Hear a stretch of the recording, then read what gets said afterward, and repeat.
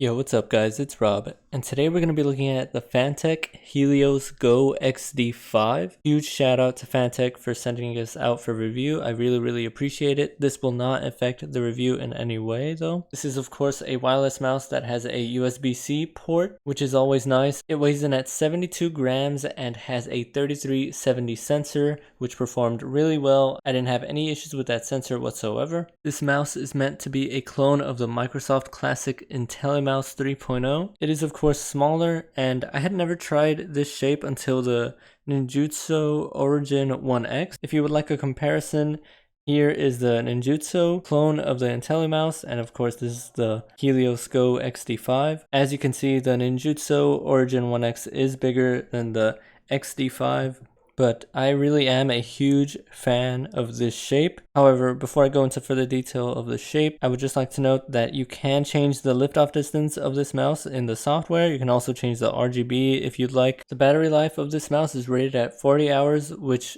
really isn't all that great. I did have to charge the mouse once within the week of my time when testing the mouse. Also, the mouse does come with some grips and some extra mouse feet, which is always nice, and these grips are actually pretty grippy. I was pretty surprised. I didn't want to put them on the mouse because I really don't mind the coating, but grips are pretty good. So now for the shape of the mouse.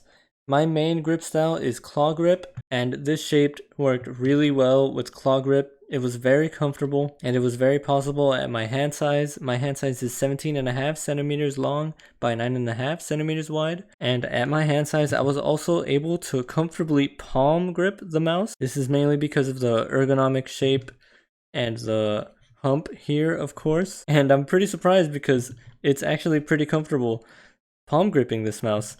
My middle finger does end up going over mouse 2 here, just a tad bit, but I can just curl my fingers just a small bit, and palming this mouse is definitely possible at my hand size. It might not be if you have longer fingers or just bigger hands in general, but just definitely keep this in mind.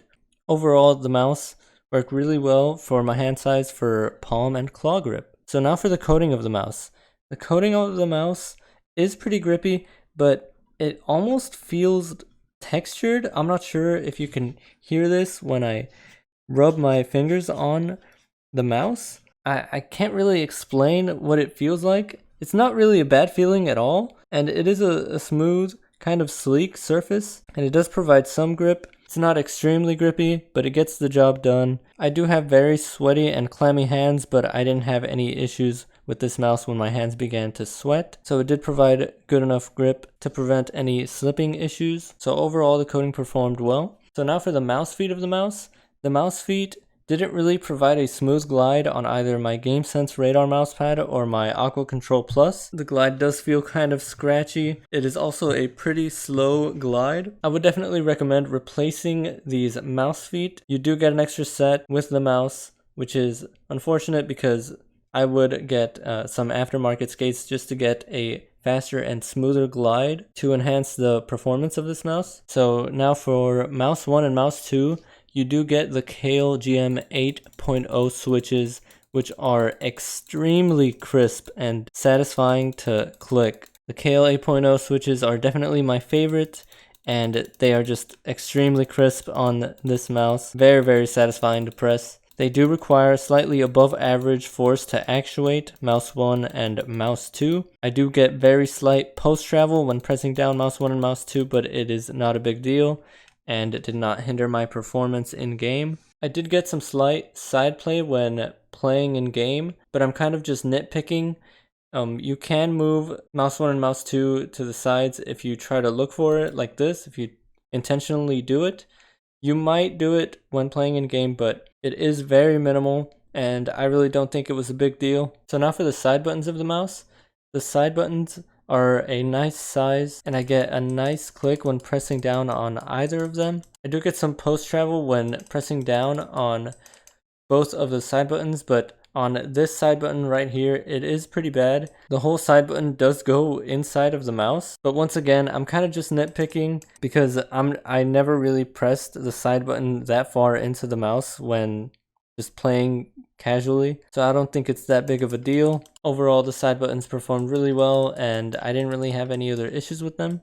So now for the scroll wheel of the mouse. The scroll wheel is pretty quiet. Even when you try to scroll a bit fast, it doesn't really get all that loud. When scrolling slowly, it does feel pretty tactile, but as you start to scroll faster, it doesn't feel as tactile as when you scroll slowly. Also, when scrolling up or down, I never accidentally press down on middle mouse button, and when pressing down on middle mouse button, I never accidentally scrolled up or down. Also, one thing I would like to note is that pressing down on middle mouse button does require more force than average in order to actuate, so keep this in mind just in case you prefer a more sensitive middle mouse button. Middle mouse button can be actuated from the left side of the mouse pushing it to the right, but it cannot be actuated from the right side pushing it to the left. And overall, the scroll wheel performed really well, and I just didn't have any issues with it. So now for the build quality of the mouse. Overall, the build quality was pretty solid and I didn't really get any creaking or anything like that. No flex or anything when stress testing the mouse. It does feel very solid and you can remove this shell, and this is where the USB receiver goes just for storage, which is always nice. And the shell can easily put back onto the mouse just like so. And this doesn't compromise the structural integrity of the mouse or anything like that. When I shake the mouse, there's no rattle or anything. So overall, a very solid feeling mouse. So would I end up recommending this mouse? Yeah, I definitely would. This is a great clone of the classic Microsoft Intellimouse. It is a smaller version, of course, but at my hand size, it fit perfectly for claw and palm grip. I would advise switching or just buying new aftermarket skates because these were pretty bad. But other than that, if you don't mind charging the mouse because of the 40-hour battery life, then I would recommend getting this mouse because the shape is very unique and it is a very comfortable shape. The mouse has a top sensor and some great mouse 1 and mouse 2 clicks. But yeah, thank you all so much for watching the video and I'll see you guys later. Bye!